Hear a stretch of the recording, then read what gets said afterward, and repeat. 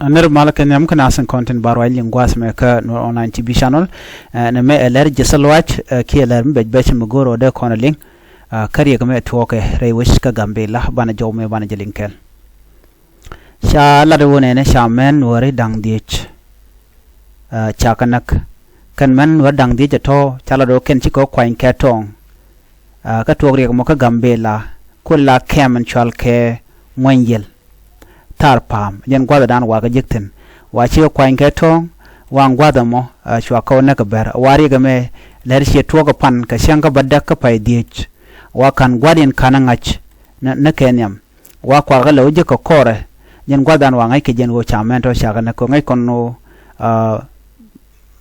man wala kan wa kuin ka tong dong brano kwer ka tong bore rob meden na ko ngwanjil tega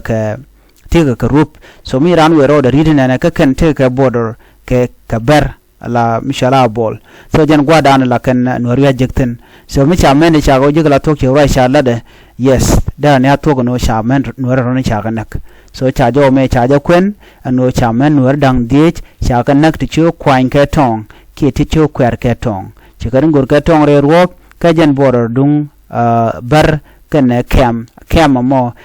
mi kuje kem ten ta Ethiopia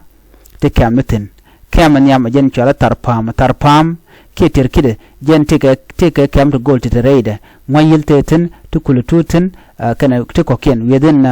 tarpam gwadamone anyok mi jini wina na biojek te mishala jewa jaten jewa kem nyok jendu ka mishala anyok zun biojek te mishala pinye du kem anyok jendu mi jini wi kuje wo roli bunyo no ka mishala sosa